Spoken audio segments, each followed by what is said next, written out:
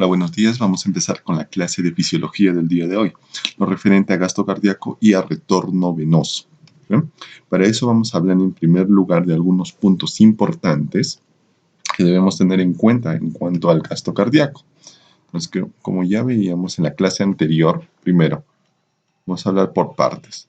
Gasto cardíaco. Lo primero que debes tener en cuenta para el gasto cardíaco es la fórmula o a partir de quién se origina este gasto cardíaco, ¿sí? Y ya lo veíamos en la clase anterior. En la clase anterior veíamos la presión arterial, ¿verdad? Entonces, esa presión arterial que está o forma parte del gasto cardíaco, vamos a verlo de la siguiente forma. Tenemos que la presión arterial es igual al gasto cardíaco por la resistencia vascular periférica. Esa fórmula debes tener en la cabeza.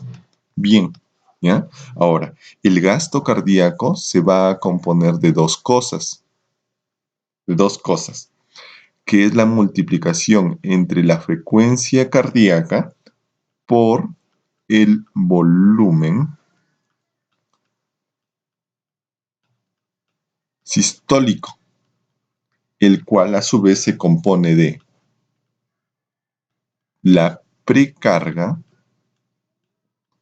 la poscarga y la contractibilidad del corazón. ¿Ya? Entonces, teniendo en cuenta esa fórmula en la cabeza, vamos a hablar del gasto cardíaco. Entonces, ¿qué es el gasto cardíaco? El gasto cardíaco es la cantidad de sangre que llega a bombear el corazón. Esta cantidad de sangre que bombea al corazón hacia la aorta.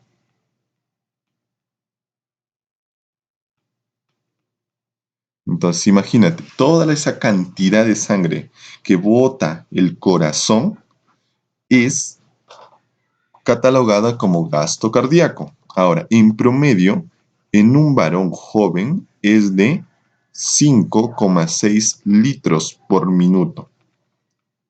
Ahora tienes que acordarte que eso debe ser medido en litros por minuto. En una mujer, aproximadamente es 4,9 litros por minuto. Para que te acuerdes, más o menos es 5 litros por minuto en toda persona adulta joven. ¿Sí? Entonces, ahora, este gasto cardíaco está determinado por algunos factores, es decir, que depende de aquellos factores para que se origine el gasto cardíaco. Entonces, vamos a poner por acá. 1. Factores que afectan el gasto cardíaco. Ahora, esos factores que afectan el gasto cardíaco, ¿cuáles son? Primero, es el nivel de metabolismo del cuerpo de una persona. Por ejemplo, si nosotros somos más obesos, con mayor masa muscular o realizamos ejercicio, el cuerpo va a requerir mayor cantidad de nutrientes, mayor cantidad de oxígeno. Por lo tanto, el gasto cardíaco va a aumentar. A eso se refiere. Esto está también afectado por el ejercicio físico. ¿Por qué más? Por la superficie corporal. Es decir, de todo esto, una persona mayor, más alta, de mayor estatura, su gasto cardíaco va a ser superior a una persona de menor estatura. ¿Qué más? El tamaño del organismo, que tiene que ver con lo anterior. Tamaño del organismo. ¿Sí? Ahora, esto de acá, sobre todo, ¿por quién va a depender? Por este caballero, por la superficie corporal. Entonces, cuando hablamos de superficie corporal, existe una fórmula que es el peso por 4, todo esto más 7 sobre el peso más 90, ¿sí? Entonces, esta superficie corporal, ejemplo, en una persona que pesa aproximadamente 70 kilos, si nosotros lo reemplazamos acá, nos va a dar un aproximado de 1,7 de superficie corporal. Ahora, esta superficie corporal, ¿qué quiere decir? Es como si a un terreno tú lo mides el área de ese terreno, igualito a una persona, tú le vas a medir toda su área, todo lo que contiene en cuanto a tejidos. Esos tejidos, al ser medidos por la superficie corporal, va a ser una medida más exacta para medir, marca la redundancia, todo lo que contiene el organismo en cuanto a tejidos. Entonces, la superficie corporal sirve para eso, para determinar de manera más exacta todo lo que se tiene de cuerpo humano. Ahora, si nosotros ahorita vemos y usamos la superficie corporal como una unidad de medida para ver el gasto cardíaco, es decir, el gasto cardíaco usando la superficie corporal, si usamos esto, a esto se denomina el índice cardíaco.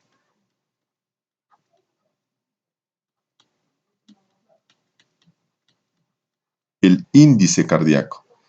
¿Qué quiere decir el índice cardíaco? Que va a ser la expresión del gasto cardíaco por superficie corporal y se calcula de esta forma.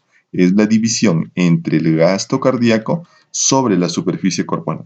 Recordar que la superficie corporal se usa de esta o se calcula de esta manera. ¿Sí? Ahora, en una persona de 70 años, como era en el ejemplo, la superficie corporal es de 1,73. Y seguimos con el ejemplo, que quiere decir que el gasto cardíaco, ¿cuánto era aproximadamente en un varón joven? 5,6, pongámosle 5. Y sobre 1,73, esto da una aproximada de índice cardíaco de 3 litros por minuto por metro cuadrado.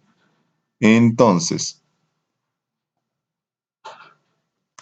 el gasto cardíaco aproximadamente expresado en la superficie corporal para una persona adulta joven es de 3 litros por minuto, lo aproximado. Entonces, los valores que debemos saber: gasto cardíaco para una persona joven, 5,6, varón; para una mujer, 4,9, en promedio, 5. Superficie corporal en una persona que pesa 70 kilos, 7,3. Gasto índice cardíaco, que es la división entre el gasto cardíaco y la superficie corporal, es de 3 litros por minuto por metro cuadrado. ¿Se entendió? Entonces, ahora, esta imagen, ¿qué quiere representar? La contractibilidad. Nosotros vemos que el gasto cardíaco está expresado o depende de varios factores. Si yo aumento la frecuencia cardíaca, por lo tanto, voy a aumentar el gasto cardíaco. Si yo aumento la cantidad de sangre, es decir, el volumen sistólico que va a salir, va a aumentar el gasto cardíaco. Ahora, el volumen sistólico va a depender de la precarga. ¿Qué era la precarga? Era la presión que se genera en los ventrículos ante la llegada de sangre. ¿Qué era la poscarga? Era la presión que va a vencer el corazón al contraerse. Eso sobre todo se ve en la aorta. ¿Y qué era la contractibilidad? Era el grado de contracción, valga la redundancia, de las fibras musculares cardíacas. Y esto está expresado acá. Si un miocito, entre más estirado sea, mayor va a ser la fuerza de contracción. Y eso se refleja acá. Si tengo una poscarga, ¿qué quiere decir la poscarga? Es una mayor presión que debe vencer el corazón. Tengo que, si yo estiro el corazón cuando se llena con la precarga, En la poscarga la contracción va a ser mayor, porque si yo estiro más, la contracción va a ser con una mayor intensidad, que se refleja en esta imagen. Ahora, las poscargas mínimas permiten una mayor velocidad de contracción. Lógico. ¿Por qué? Porque si yo tengo una poscarga, es decir, una presión de la aorta es la primera arteria que sale del corazón, entonces si yo tengo que vencer esa fuerza, que es mínima, la contracción o la velocidad del corazón al contraerse va a ser rápida. Si son poscargas muy altas, la velocidad va a ser menor y también la cantidad de volumen sistólico va a ser menor. ¿Se entendió? Entonces, el primer punto que nos piden son factores que afectan el gasto cardíaco, que son los de acá. ¿Cuál es sobre todo? La superficie corporal. ¿Cuál es la forma que debes aprender? Esta de ahí. Siguiente.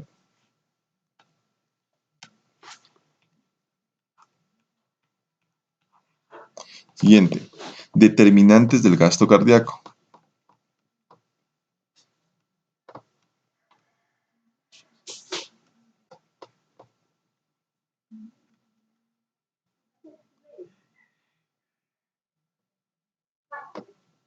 ¿Cuáles son esos determinantes del gasto cardíaco? Es decir, de qué depende para que haya o no haya un aumento o disminución del gasto cardíaco. Eso va a estar referido con la fórmula anterior, que veíamos que el gasto cardíaco, ahora ya hablando de gasto cardíaco, es igual al producto entre la frecuencia cardíaca por el volumen sistólico. Y la presión arterial es igual al producto del gasto cardíaco por la resistencia vascular periférica. Ahora, la frecuencia cardíaca, ustedes saben, tú sabes, ¿de qué va a depender? Va a depender que si aumenta la frecuencia cardíaca, es producto que hay un estímulo del sistema nervioso simpático. Si disminuye la frecuencia cardíaca, quiere decir que está trabajando ¿quién? El sistema nervioso parasimpático. ¿A nivel de quién? Del nodo sinoauricular. Entonces, la frecuencia cardíaca, el primer determinante del gasto cardíaco, depende del sistema nervioso autónomo. Siguiente, volumen sistólico. El volumen sistólico tenemos la precarga, tenemos la poscarga y tenemos la contractibilidad. ¿Sí? Para esto, el primero, la precarga. La precarga es el volumen que debe vencer, perdón, la fuerza o la resistencia que debe vencer la sangre que ingresa al corazón. En otras palabras, el volumen de sangre que va a ingresar, ¿a dónde? Al corazón. Ese volumen que va a ingresar al corazón, a las cámaras cardíacas, especialmente a los ventrículos, se llama precarga. La poscarga es la resistencia de la aorta, que debe vencer el corazón al contraerse, mientras que la contractibilidad es la capacidad del músculo, cardíaco de contraerse. ¿De quién va a depender? De la concentración de calcio. Es decir, a mayor calcio botado por el retículo sarcoplasmático, va a haber una mayor contracción. También cuando se estira más el músculo cardíaco, la contracción va a ser más intensa. ¿De acuerdo? Ahora, estos son los determinantes. Entonces, la frecuencia cardíaca con el volumen sistólico. ¿Sí? Ahora, nosotros hemos visto que por acá la precarga, que es el volumen de sangre que ingresa al corazón. Entonces tú imagínate, tienes tu corazón acá.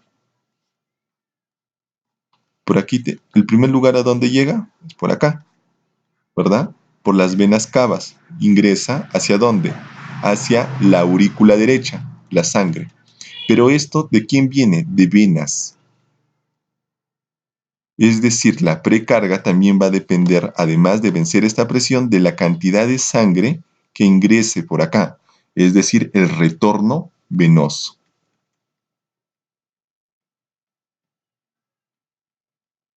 ¿Sí? El retorno venoso.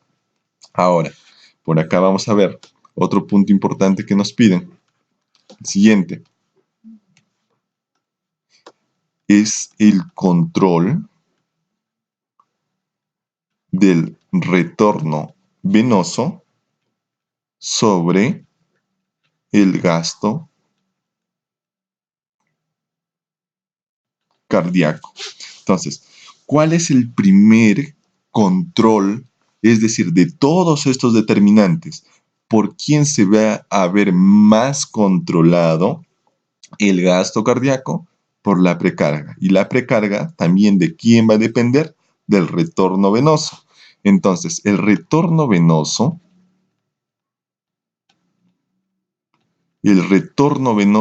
¿a quién va a gobernar? A la precarga. Y a esto, ¿cómo se denomina? En términos de fisiología, se denomina aquí la ley de Frank-Starling. Entonces te van a preguntar, ¿cuál es la ley que gobierna a la precarga? ¿Cómo se llama? Se llama ley de Frank-Starling. ¿Ya? ¿Y qué dice la ley de Frank-Starling? Dice lo siguiente, que a la mayor cantidad de sangre que llega al corazón, a la mayor cantidad de sangre que llega al corazón, ¿qué va a causar? Causa un estiramiento. Un estiramiento. Ese estiramiento que causa la sangre en el corazón va a hacer que, posteriormente, como ya te he explicado, por lo tanto, el músculo se contraiga con mayor fuerza,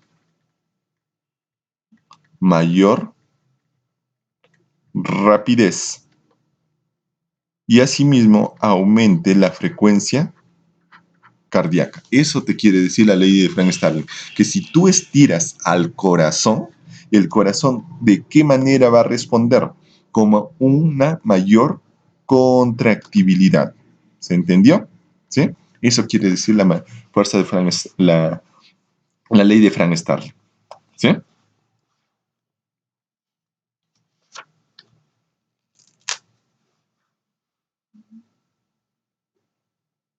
Ahora, a partir de esta fórmula, que sabemos que el gasto cardíaco es igual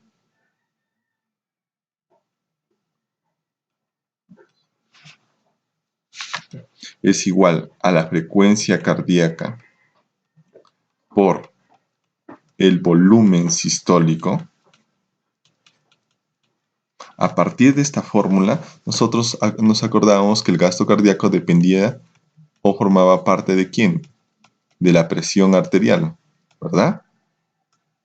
Entonces, ¿cómo es que el gasto cardíaco va a depender también de la resistencia vascular periférica? Porque por ahí hay un punto importante que dice el efecto de la resistencia vascular periférica sobre el gasto cardíaco. ¿Qué quiere decir esto? Quiere decir cómo este de acá va a influenciar en el gasto cardíaco. Y eso depende de la fórmula que veíamos en la clase anterior. ¿Sí? A ver, nosotros tenemos un nivel de presión arterial, ¿verdad? Un nivel de presión arterial. Este nivel de presión arterial debe mantenerse dentro de lo normal. ¿sí? Tanto presión arterial sistólica, presión arterial diastólica o presión arterial media, que ya veíamos la fórmula, que aproximadamente debe ser mayor a 65 milímetros de mercurio, la presión arterial media. Ahora, el gasto cardíaco, si es que, por ejemplo, el gasto cardíaco disminuye, ¿qué debe pasar con la resistencia vascular periférica para que la presión siga o se mantenga igual? Debe aumentar.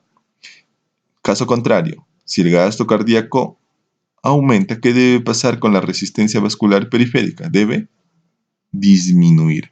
Cuando ocurre estos efectos, es decir, aumenta o disminuye la resistencia vascular periférica y causa un efecto en el gasto cardíaco, esto se denomina el efecto a largo plazo del o de la resistencia vascular periférica sobre el gasto cardíaco. Es decir, si te preguntase, por ejemplo, para que cambie el gasto cardíaco de manera rápida, de manera continua, ¿de quién va a depender? ¿De la frecuencia cardíaca o del volumen sistólico? Y ahí ya vimos precarga, poscarga, contractibilidad. Pero si te preguntan, ¿cuál debe ser el factor para que cambie el gasto cardíaco, pero a largo plazo va a depender de la resistencia vascular periférica? Y por aquí hay unas imágenes que representan eso, esto de acá. Esto es el cambio que se genera producto de la resistencia vascular periférica sobre el gasto cardíaco. Es decir, una persona que tiene múltiples enfermedades, si es que se genera una disminución de la resistencia vascular periférica, el gasto cardíaco va a aumentar. De forma contraria también. ¿Qué es la resistencia vascular periférica? ¿Te acuerdas? Si yo tengo un vaso acá, de ese diámetro, y ahora crece el diámetro, a eso se dice que la resistencia vascular periférica ha disminuido. ¿Por qué? Porque ya no va a ejercerse mucha fuerza para que la sangre viaje por este vaso sanguíneo. Ahora va a tener una mayor cantidad de sangre con una menor resistencia. Caso contrario, si se contrae, la fuerza que va a ejercer la sangre para pasar por acá va a ser mayor. Y si se ejerce una mayor fuerza, la resistencia vascular periférica va a ser aumentada. ¿Sí? Entonces, este efecto de la resistencia vascular periférica sobre el gasto cardíaco depende de esto, de lo de acá. Y aquí son unos ejemplos en algunas condiciones fisiológicas.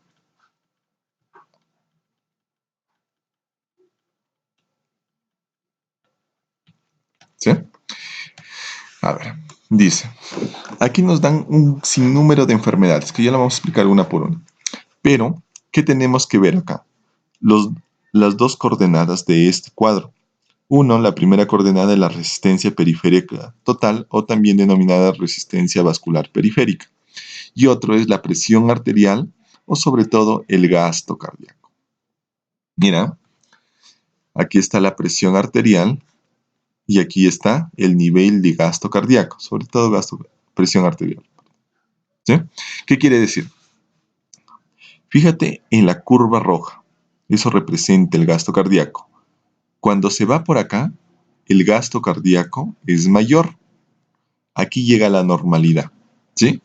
Y si te das cuenta, la resistencia vascular periférica aquí es menor y conforme va a la derecha es mayor, ¿sí?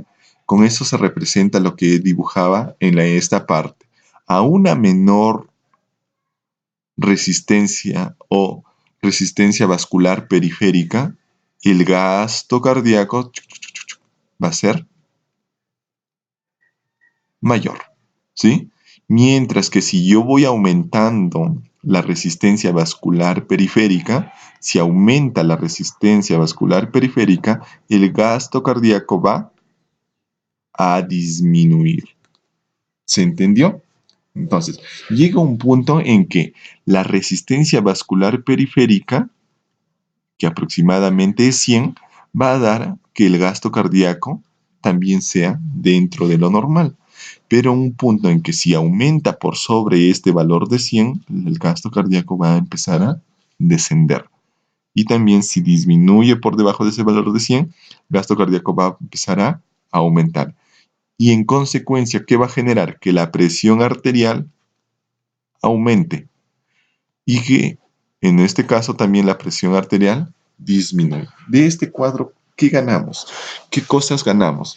Que si yo disminuyo el gasto cardíaco, la resistencia vascular periférica tiene que aumentar. ¿Para qué? Para que la presión arterial se mantenga en lo posible dentro de lo normal. Y también caso contrario, aumenta el gasto cardíaco, tiene que disminuir la resistencia vascular periférica. ¿Se entendió? Entonces, esto es importante que te acuerdes. En base a esta fórmula puedes aprender todo esto de acá. Y con esto, ¿qué vemos? Diversas enfermedades. ¿Qué es el beriberi? El beriberi, si te piden algunos ejemplos, es la disminución de la cantidad de vitamina B1 o también denominada tiamina. ¿Qué pasa?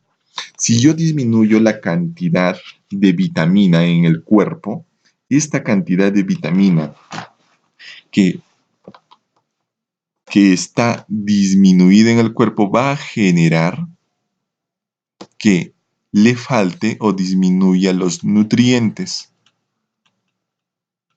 Entonces se va a generar una condición también de disminución de oxígeno, por lo tanto, de hipoxia.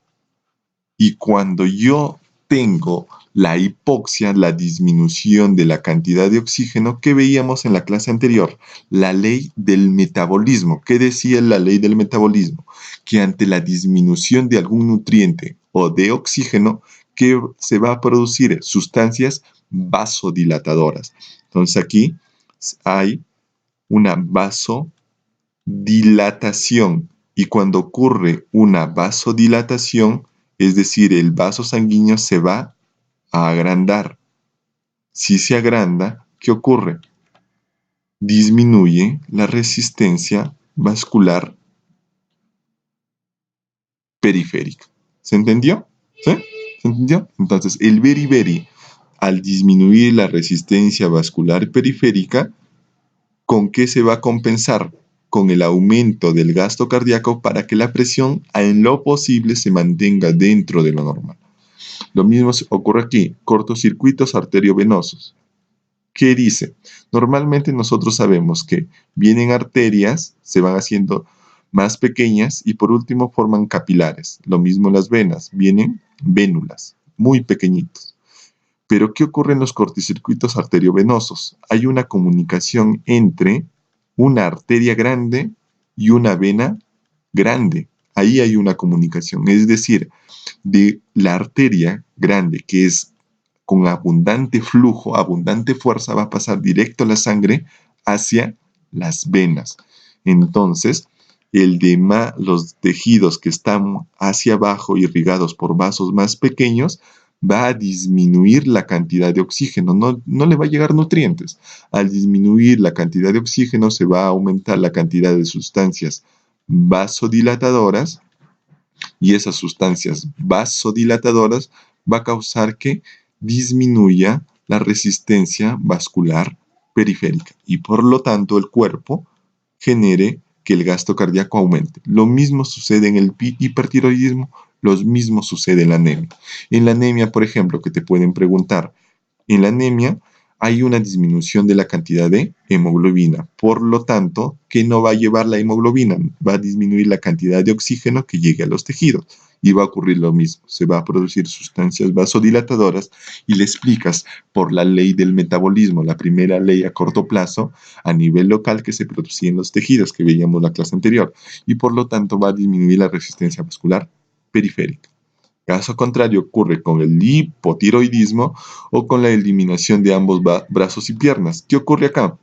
En la eliminación de brazos y piernas, por ejemplo, nosotros vamos a ver que la cantidad de vasculatura va a disminuir. Por lo tanto, aquí, ¿qué va a ocurrir? Va a ocurrir que la cantidad de sangre en el cuerpo va a ser mayor para una menor cantidad de cuerpo, por decirlo de alguna forma. Entonces, la resistencia vascular periférica va a aumentar con la finalidad de que esa cantidad de sangre, como ya hay poco cuerpo, no sea en abundancia y el gasto cardíaco va a tener que disminuir. ¿Con qué finalidad? Gasto cardíaco va a disminuir. ¿Para qué? Para que así se lleve menor cantidad de sangre al poco cuerpo que va a quedar, porque ya no hay brazos ni hay piernas. Lo mismo ocurre en el hipotiroidismo. ¿Se entendió? ¿Sí? Entonces, este cuadro de acá es el efecto a largo plazo que ocurre sobre el gasto cardíaco. ¿Y de quién depende ese efecto a largo plazo? De la resistencia vascular periférica. Y aquí está explicado con algunos ejemplos de condiciones fisiológicas. Ahora, el siguiente punto, ¿cuál es?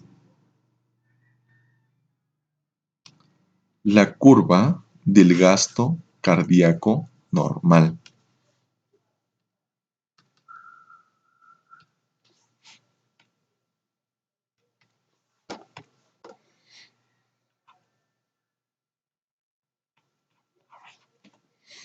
La curva del gasto cardíaco normal. ¿Sí? ¿Qué nos dice la curva del gasto cardíaco normal? Nos dice que el corazón a cierto nivel, acá, el corazón sin ningún estímulo, sin estímulos,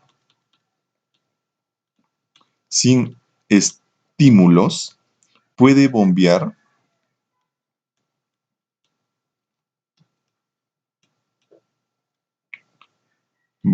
aproximadamente, por acá está, 13 litros por minuto. Si nosotros sabemos que con estímulo, tanto del sistema nervioso autónomo, todo eso, ¿cuánto era aproximadamente el gasto cardíaco? Era 5, ¿te acuerdas? Litros por minuto. ¿Cuántas veces más, sin ningún estímulo, puede bombear el corazón, según este cuadro? 2.5 veces más, ¿sí? Entonces, sin estímulos puede bombear 13 litros aproximadamente, que representa 2.5 veces el retorno venoso, que es la cantidad de sangre que llega hacia el corazón, ¿te acuerdas? Entonces, sin ningún estímulo el corazón puede bombear esto. Ahora, este de acá, ¿de qué depende? Que el corazón pueda bombear.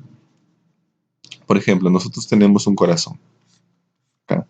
El corazón, ya veíamos que el gasto cardíaco va a depender de la precarga, es decir, la cantidad de sangre que llega acá, la poscarga, la cantidad de sangre, la contractibilidad, la cantidad de músculo cardíaco que va a haber acá, por acá también el nodo, que va a aumentar o va a disminuir la frecuencia cardíaca periférica. Si yo quito todos esos factores, el corazón puede bombear hasta 13 litros por minuto, ¿sí? Que está por acá. Ahora, por encima de esto, si es que bombea más, se llama corazón hipereficaz. Y si bombea por debajo, se llama corazón hipoeficaz. ¿Sí? Sin ningún estímulo estamos viendo. La curva del gasto cardíaco se ha hecho en experimentos sin que el corazón esté llevando algún estímulo. ¿Sí? Ahora, ¿Cómo es que el corazón se puede hacer hipereficaz?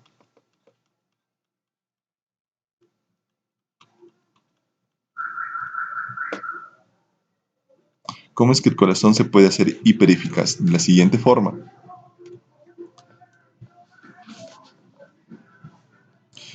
El corazón, si es que ya entra a ir o a moverse o a participar alguno de estos de estos estímulos, que dice que la estimulación nerviosa, es decir, el sistema nervioso, el estímulo del sistema nervioso simpático, va a hacer que aumente, ¿qué cosa? La frecuencia cardíaca, aumente el ionotropismo, que es la fuerza de contracción, y por lo tanto a la larga que aumente el gasto cardíaco. Eso se llama corazón hipereficaz. También de quién va a depender que el corazón se vuelva hipereficaz, del aumento del músculo cardíaco. Y como aplicación clínica, ¿esto de quién depende o quién se va a ver mucho? En las personas con hipertensión arterial. ¿Por qué? Nosotros tenemos el corazón, ¿verdad? Aquí está el corazón. El corazón de la cámara del ventrículo izquierdo va a salir ¿quién? La aorta. Pero en las personas con hipertensión arterial, ¿qué va a hacer con la aorta? La aorta, la hipertensión va a hacer que la aorta se contraiga. Es decir, si al contraerse, ¿qué va a aumentar? Va a aumentar la resistencia vascular periférica. Entonces va a tener una mayor poscarga. La poscarga va a aumentar. Al aumentar la poscarga, ¿qué va a hacer? Que el corazón intente botar sangre contra una mayor fuerza. Y al botar sangre es, imagínate, como si el corazón fuese al gimnasio. Es decir, va a hacer mayor cantidad de fuerza, y este músculo se va a empezar a engrosar. Es decir, va a aumentar la cantidad de músculo cardíaco. ¿Cómo se llama cuando el músculo cardíaco se engruesa? Se engrosa, perdón.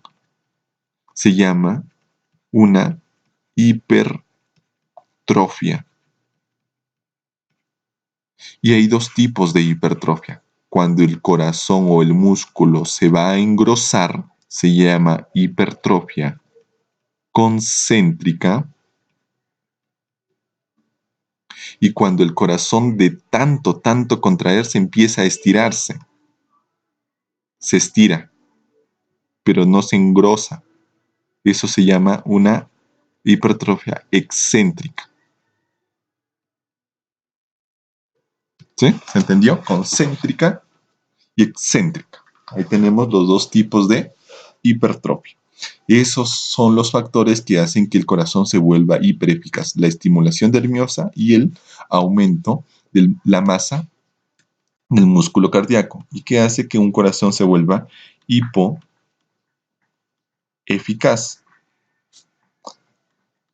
Algunos factores, como, como por ejemplo,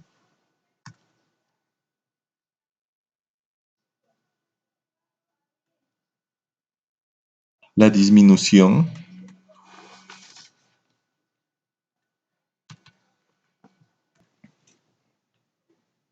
Entonces, otras cosas que hacen que el corazón sea hipoeficaz es la disminución del estímulo nervioso. Por lo tanto, el corazón se va a contraer menos, una menor intensidad, menor fuerza, menor frecuencia cardíaca. Otro es el bloqueo de las arterias coronarias. ¿Qué dice las arterias coronarias? Las arterias coronarias son ellas que irrigan al corazón. Entonces, si yo bloqueo, el corazón va a disminuir la cantidad de sangre que va a recibir, y por lo tanto va a empezar a morir parte de ese músculo. Al morir parte de ese músculo, la contracción va a disminuir, por lo tanto también va a disminuir el gasto cardíaco. Recordar, nosotros tenemos nuestro corazón. Te pueden preguntar, el corazón lo tenemos de esta forma. El corazón se nutre por algo que se llama las arterias coronarias, que hay la derecha y la izquierda, ¿sí? Estas además, existen unos movimientos, un movimiento sistólico, que es la contracción, y un movimiento diastólico, que es la dilatación del corazón. Te van a preguntar en cuál de los dos se nutre el corazón. Se nutre en diástole. Es decir, cuando el corazón se estira para llenarse de sangre, ahí las arterias coronarias fluye la sangre por las arterias coronarias. Son arterias que se van a llenar y por lo tanto van a nutrir el corazón, pero en diástole. Pregunta de examen. Te pueden preguntar si es que todavía no lo han hecho. ¿Ya? ¿En qué otras condiciones? En hipoxia. Es decir, ante la disminución de oxígeno, pero en todo el cuerpo, va a ser que el corazón no pueda sacar oxígeno de ninguna parte. Por lo tanto, va a disminuir su contracción. ¿Sí? ¿En qué más? En cardiopatías. Cardiopatías. ¿Qué es una cardiopatía? Es la enfermedad del corazón. ¿Qué quiere decir la cardiopatía o la enfermedad del corazón? Dice que ante esto de acá va a hacer que el corazón se muera. Una cardiopatía, tenemos insuficiencia cardíaca. ¿Qué dice la insuficiencia cardíaca? Hace que el corazón llegue a un momento que se ha estirado tanto, tanto, tanto, que la fuerza con la que se contrae ya no es tan intensa como para bombear sangre. A eso, por ejemplo, es un resumen así rapidísimo y sencillo de insuficiencia cardíaca. Es una cardiopatía. ¿De acuerdo? ¿Bien? Entonces, esto es la curva de gasto cardíaco normal. Normalmente, el corazón sin ningún estímulo, sin que haya un estímulo nervioso, músculo cardíaco, lo de abajo, va a bombear hasta 2 veces más el retorno venoso, 2.5 veces más el retorno venoso, que lo normal es 5, y ahora va a bombear hasta 13. ¿Sí? Entonces, eso es la curva de gasto cardíaco normal. El otro punto importante, ¿cuál es? Acá vamos a poner. Es la regulación nerviosa del gasto cardíaco. ¿Sí? La regulación nerviosa del gasto cardíaco. ¿Qué dice? Aquí, ¿cómo está representado? Aquí hay un ejemplo. ¿Eh?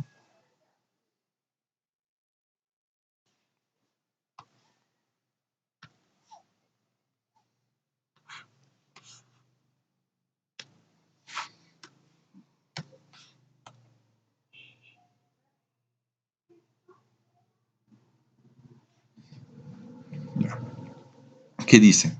La regulación nerviosa. En Guyton te lo describen con un, con un experimento. Ese experimento dicen que le aplicaron al músculo de un perrito un medicamento que es el dinitrofenol. ¿Qué es el dinitrofenol? Es un vasodilatador. Es un vasodilatador. Este vasodilatador va a hacer que la sangre se acumule ¿en dónde? En las venas. Y como la sangre en las venas sirve como un reservorio, va a aumentar la cantidad de sangre que va a llegar hacia el corazón. Si yo aumento la capacidad o estiro a una vena, al estirar a esta vena, va a hacer que aumente la cantidad de sangre que se almacena en la vena y por lo tanto va a aumentar la cantidad de sangre que va a llegar al corazón. Con eso hicieron gracias al dinitrofenol. ¿Qué pasó? Sigue la línea roja, la línea roja, la línea roja. ¿Sí? Dice que la línea roja hay control nervioso.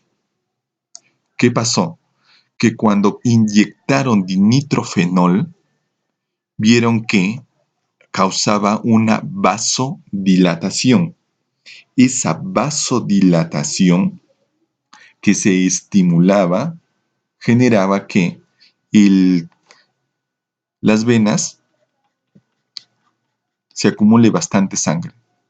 Y al ir el control nervioso a actuar, ¿qué va a hacer? Por aquí va a llegar un nervio, por aquí va a llegar a otro nervio, por aquí va a llegar a otro nervio, va a hacer que con estímulo nervioso estas venas se contraigan y bombeen mayor cantidad de sangre al corazón. Por eso que la línea roja está acá, mira. Dinitrofenol causó una vasodilatación. Esa vasodilatación que con estímulo nervioso hace que las venas se contraigan y llegue más sangre al corazón. Al llegar más sangre al corazón aumenta la precarga, aumenta el volumen sistólico y por lo tanto aumenta el gasto cardíaco. ¿Y qué ocurre con eso? Que el dinitrofenol que causaba una vasodilatación en un momento también al estimularse el sistema nervioso y por lo tanto aumentar el gasto cardíaco, la presión arterial se mantenga dentro de lo normal. Caso contrario ocurre, si yo causo una vasodilatación con el dinitrofenol, es decir, aumento la capacidad de sangre de las venas y no le causo posteriormente un estímulo nervioso, es decir, no va a haber algo para que lo contraiga, va a hacer que el corazón le llegue menos cantidad de sangre. Por lo tanto, el gasto cardíaco va a aumentar una mínima parte. Mientras que la presión arterial, al no aumentar el gasto cardíaco y aumentar, aquí, ¿qué estoy haciendo? Que se vasodilate. Al vasodilatar, ¿qué estoy haciendo? Que disminuya la resistencia vascular periférica. Y al no contraerse, ¿qué hace? Que la multiplicación, esta multiplicación gasto cardíaco por resistencia vascular periférica, ¿qué pasa? Gasto cardíaco aumenta un poquitito. Resistencia vascular periférica, al vasodilatar, se disminuye. Entonces, este aumento poquito con una gran disminución, ¿qué va a hacer? Que mi presión arterial descienda. ¿Sí? Por eso que cuando hay una regulación nerviosa con el sistema nervioso, ¿qué ocurre? Aquí hay que ponerlo de rojo.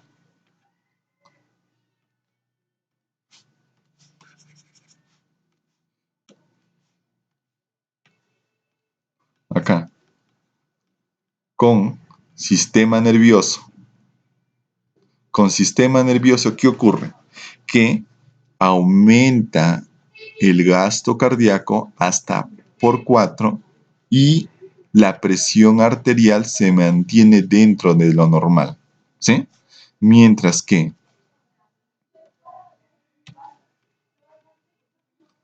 sin sistema nervioso, el aumento del gasto cardíaco es solamente de 1.5 veces y disminuye la presión arterial, ¿sí? Esto es gracias a ¿quién? La regulación nerviosa. ¿Qué parte del sistema nervioso? Sistema nervioso simpático sobre todo. ¿Qué causa el sistema nervioso simpático con estímulo en receptores alfa 1? Una venoconstricción, una vasoconstricción, ¿sí? Y aquí nos dan un ejemplo, ¿ah? Un ejemplo. ¿Qué dice el ejemplo?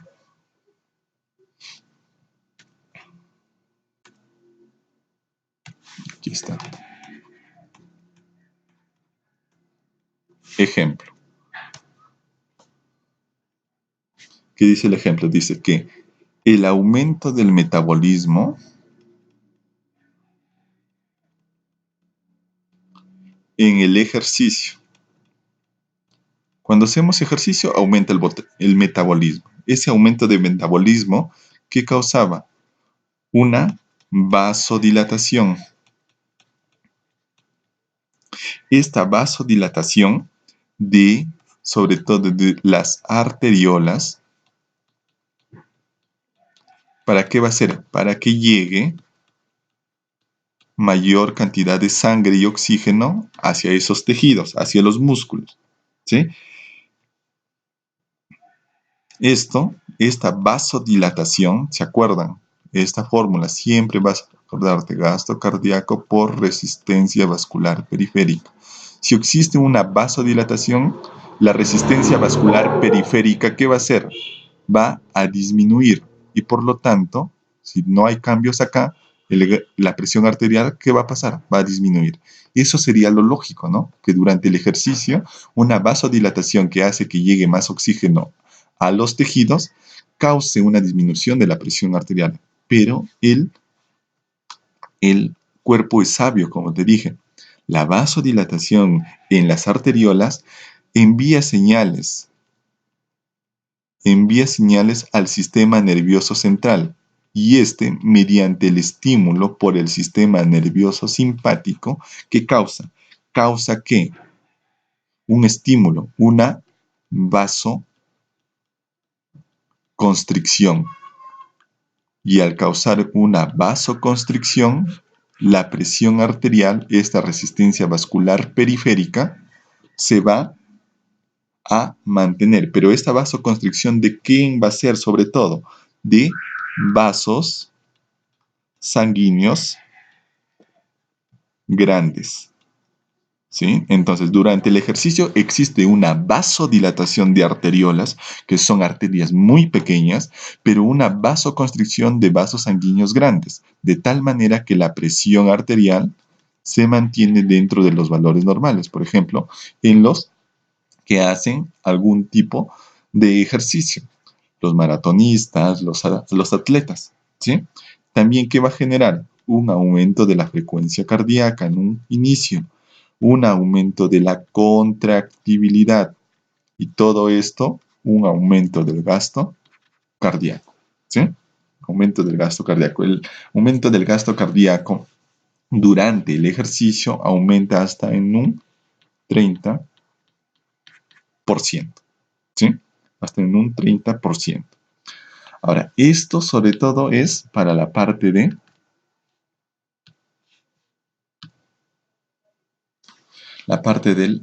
retorno del gasto cardíaco. Pero ahora existe la otra parte, que era ¿qué? El retorno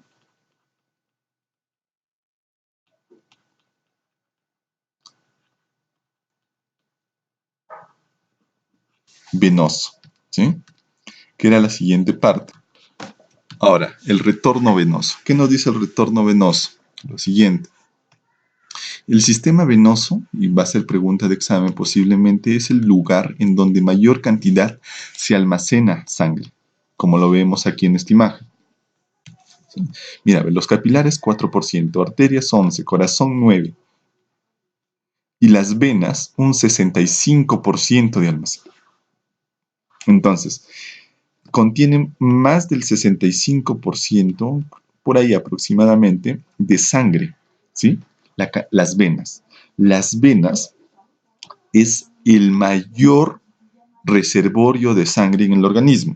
Y para esto va a haber diversos factores que van a contribuir a que el reservorio venoso se dé, ¿sí?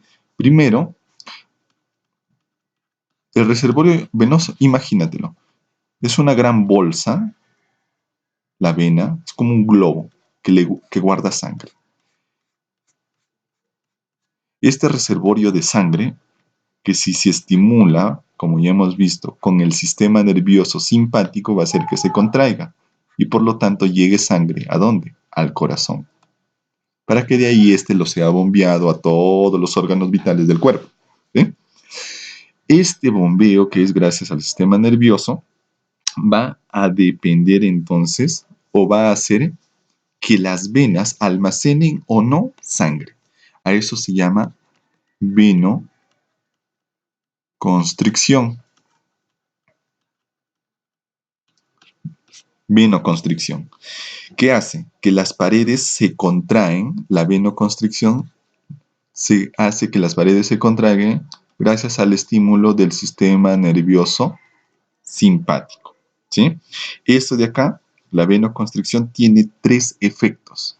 Es decir, cuando se contrae esto, tiene 3 efectos. Uno, la movilización de la sangre. Es decir, la sangre no se queda estancada en un solo lugar, como ocurre en personas con varices. Personas con varices, las venas se han hinchado tanto que no llega a bombearse la cantidad de sangre hacia el corazón. Por eso que en los pies, en las piernas, se quedan estancadas. Otro, aumenta la capacidad.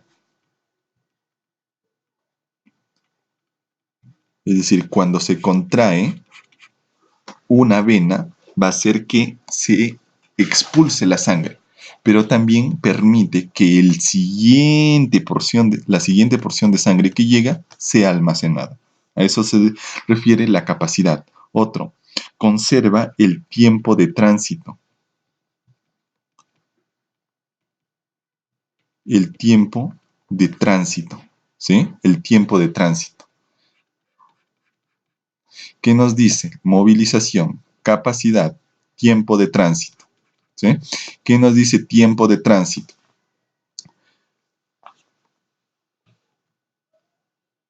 Que si es que yo contraigo, por lo tanto va a llegar otra porción de sangre. Si yo contraigo, llega otra porción de sangre. Es decir, moviliza,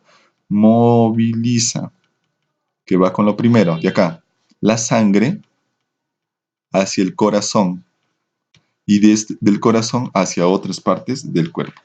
Entonces, la venoconstricción tiene tres efectos. Gracias a quién? Al estímulo del sistema nervioso simpático, movilización de la sangre, capacidad de las venas y tiempo de tránsito, que sea más rápido o que sea más lento. ¿Sí? Ahora, la movilización hacia el corazón se denomina retorno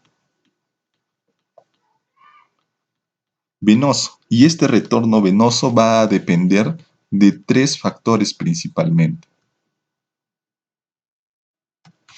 El retorno venoso depende de tres factores. El primero, la presión en la aurícula derecha. Tenemos nuestro corazón. Por aquí llega a la aurícula derecha la cantidad de las venas con la sangre. Si la presión aquí es muy elevada, la sangre que va a llegar aquí se va a retener un poco hacia atrás. Si es muy lenta, va a llegar mayor cantidad de sangre. A eso, ¿cómo se denomina en pocas palabras? Precarga. Que es la cantidad de sangre que llega hacia el corazón, ¿verdad? El otro, presión en la circulación sistémica. ¿Sí? Presión en la circulación sistémica. Por ejemplo, vienen las venas por acá. Si la presión o las venas están muy contraídas, es decir, que la presión está muy elevada, entonces la cantidad de sangre que va a llegar acá va a ser mayor. 3. Resistencia del flujo sanguíneo. Y eso va con lo anterior. Si es que hay una mayor resistencia, es decir, los vasos sanguíneos aquí están muy tapaditos, ¿qué va a hacer? Que la sangre que llegue va a ser menor, es decir, va a pasar poca sangre.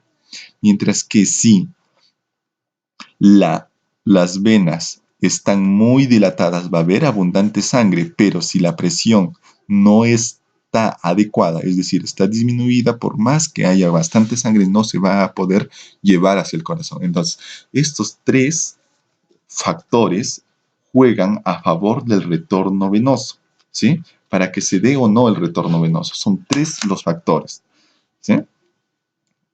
Ahora, el retorno venoso, vamos a ponerlo por acá, tiene algunos factores externos que lo acompañan. Esos factores externos que lo acompañan se llama bomba venosa. ¿Y qué es la bomba venosa y que también influye en el retorno venoso? Es que te das cuenta acá, tienes músculo, y este es sangre, que dice que cuando las venas que viajan generalmente, que llevan la sangre hacia el corazón, viajan generalmente la mayoría por los músculos. Los músculos, ¿qué ocurre? Los músculos, el músculo esquelético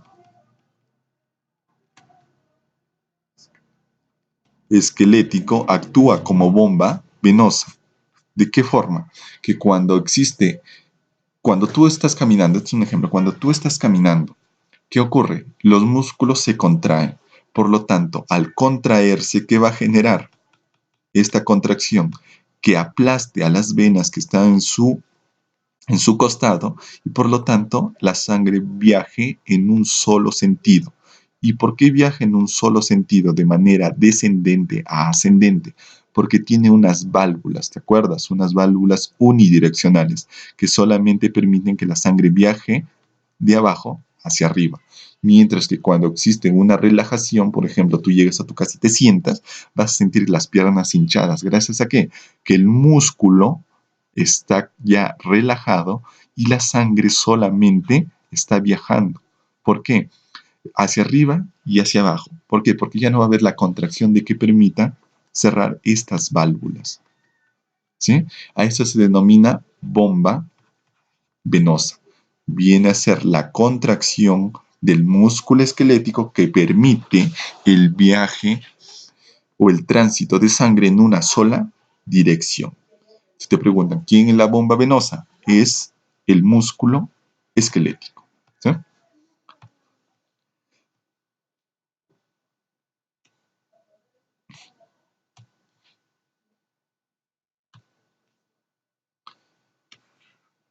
Y esta bomba venosa también está apoyado por lo que veíamos en un momento por el sistema nervioso, especialmente simpático, que hace que ante una vasodilatación, esto se llama un reservorio de sangre, la estimulación simpática causa una constricción y eso permite que llegue mayor flujo venoso hacia el corazón. El otro es la curva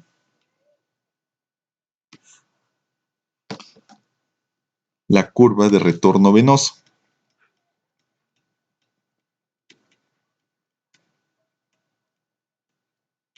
De retorno venoso. ¿Qué nos dice la curva de retorno venoso? Se refiere a la presión que va a ejercerse en la aurícula derecha. ¿Qué era el retorno venoso? Era la cantidad de sangre que llegaba hacia dónde? Hacia la aurícula derecha, hacia acá. Entonces, si es que yo tengo una curva del retorno venoso, ¿quién va a participar sí o sí? La presión en la aurícula derecha, que es lo que vemos acá. ¿Qué nos dice? Que cuando hay una presión entre -4 y 0, es una zona de transición. ¿Qué quiere decir? Que en estos niveles de presión, la cantidad de sangre que llega al corazón va a ser o se va a mantener dentro de los valores normales. Por debajo de 4 existe una meseta, pero si sigue disminuyendo por debajo de 8, que no se ve acá, esta meseta tiende a disminuir. Se va a ir así. Es decir, el retorno venoso va a ser nulo. ¿Por qué? Porque la presión que se va a ejercer sobre las venas va a hacer que las venas se colapsen. Mientras que la transición entre la presión entre 4 y 0 hace que la sangre o el retorno venoso sea el adecuado, entre 0 a 5 litros por minuto. Por encima, una presión por encima de 0 hace que el retorno venoso disminuya. Y cuando la presión llega a 7, que es por acá, la presión de la aurícula derecha llega a 7, hace que el retorno venoso sea 0. No exista retorno venoso. Y a esto, ¿cómo se llama? Se llama presión media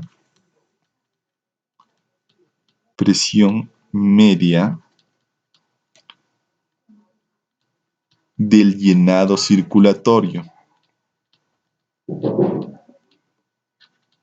¿Qué es la presión media del llenado circulatorio? Es la presión a la cual el corazón que está, supongamos, se ha detenido, por ejemplo, en un paro cardíaco, se ha detenido, va a hacer que la cantidad, es decir, la presión en la aurícula va a hacer que la sangre se quede estática en todo el cuerpo.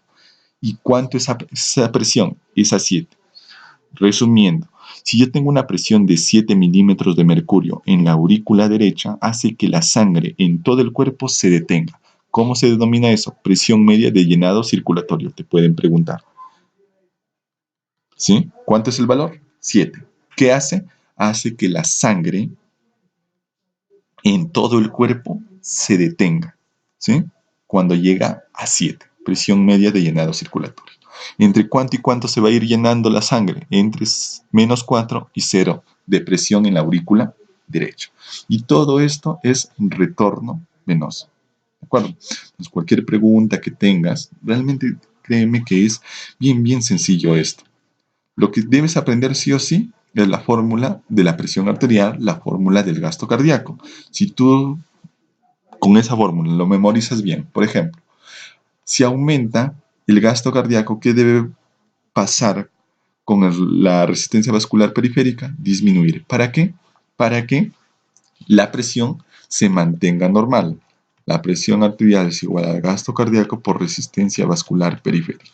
Ahora, en esto te puedes confundir en resistencia vascular periférica. ¿Qué es la resistencia vascular periférica? Es la cantidad de presión que se ejerce sobre los vasos sanguíneos para que llegue sangre hacia el corazón. En pocas palabras, si es que este es un vaso normal, es su diámetro normal. Si este diámetro aumenta, ¿qué va a aumentar? La cantidad de sangre. Pero si ha aumentado la cantidad de sangre, no va a haber una resistencia, una fuerza que yo empuje la sangre. Entonces la sangre va a viajar más fácilmente. Es decir, ha disminuido la resistencia vascular periférica.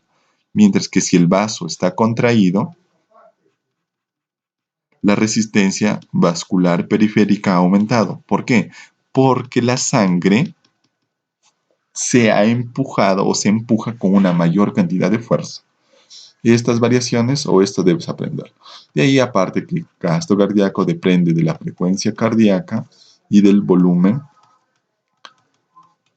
sistólico. ¿Sí? ¿Cuál es el efecto o quién ejerce efecto del gasto cardíaco a largo plazo?